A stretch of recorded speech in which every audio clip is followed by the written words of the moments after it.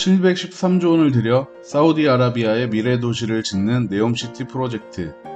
전세계 건설업계가 주목하는 이 사업을 대한민국 엔지니어링사가 맡게 될 것으로 보입니다. 네옴시티 프로젝트의 투자 총 책임자는 우리나라 글로벌 인프라 협력 컨퍼런스에 직접 참석해 한국 기업들을 상대로 프로젝트 설명회를 진행했습니다. 여기서 네옴 CIO는 태양광을 비롯해 친환경 재생에너지 시설을 만들 수 있는 기업을 파트너로 찾는다고 밝혔습니다.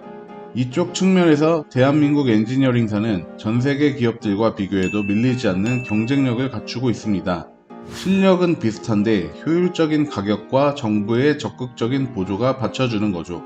거기다 네옴시티 프로젝트는 산악지형에 건설되는 관광지역 트로제나랑 해상 구조물 위에 지어지는 산업단지 옥사곤, 그리고 해안부터 사막, 계곡, 산악지형이 모두 담겨있는 주거지역 더 라인으로 나뉘어져 총 3개의 지역으로 건설됩니다. 다양한 환경에 맞춰 건설할 수 있는 기술력도 당연히 필요한 상황입니다. 우리나라 엔지니어링사들은 이런 기준을 모두 만족하고 있습니다. 도하 엔지니어링은 태양광 사업의 압도적인 실적으로 수주 1위를 기록하고 있습니다. 일본 히로시마현에 13.19메가와트 규모 태양광 발전소를 비롯해 일본 지역의 EPC로 많은 태양광 사업을 진행해 왔습니다. 베트남 꽝빈성에는 500메가와트급 태양광 발전 시설과 100메가와트급 바이오매스 발전 시설을 비롯한 신재생 에너지 복합단지를 추진 중이기도 합니다. 최근에는 49.5메가와트급 태양광 발전소를 직접 투자자로 나서 준공하기도 했습니다. 태양광 발전은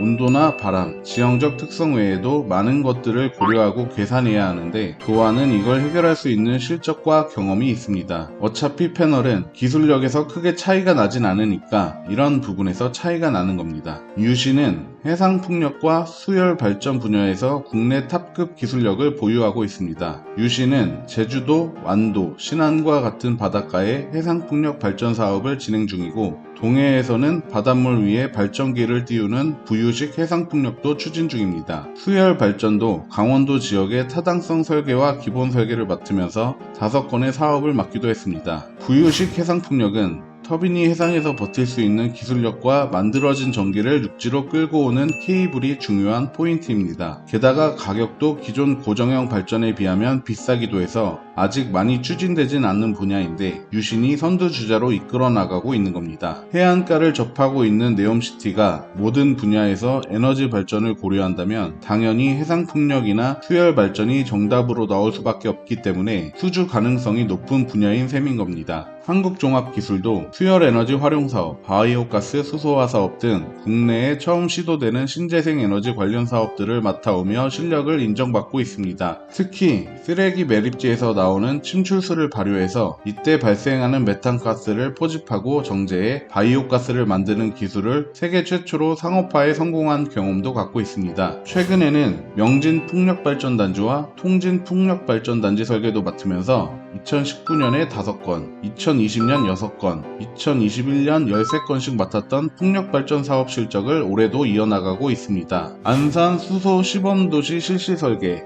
함안군 수소복합단지 조성사업, 수소연료전지 배열 활용사업 등 미래에너지로 각광받는 수소 분야도 다루고 있습니다. 7월에는 한국중부발전과 SKENS가 충남 보령에 세계 최대 규모의 분류수소 플랜트를 구축하는 사업의 첫 단추인 사업 타당성 조사를 수행하기도 했습니다. 이 밖에도 건화, 사만 등 쟁쟁한 엔지니어링사들이 다양한 사업 실적을 토대로 중동의 미래도시 건설에 참여할 계획을 갖고 있습니다. 한미글로벌은 네옴에서 더 라인 프로젝트의 특별 총괄 프로그램 관리 용역을 수주해 진행하면서 이미 사업의 물꼬를 트기도 했습니다. 우리 기업들끼리 경쟁할 필요도 없이 팀 코리아로 하나의 팀으로 일하면 되니까 거꾸로 부족한 부분을 채워주는 시너지가 생길 수도 있습니다. 그동안 많은 해외 사업에서 그래왔던 경험도 있고요. 엔지니어링사의 실력 말고도 우리나라 정부의 적극적인 태도도 네옴시티 수주전에서 경쟁력을 높이고 있습니다. 원희룡 국토교통부 장관은 GICC에서 네옴시티 프로젝트에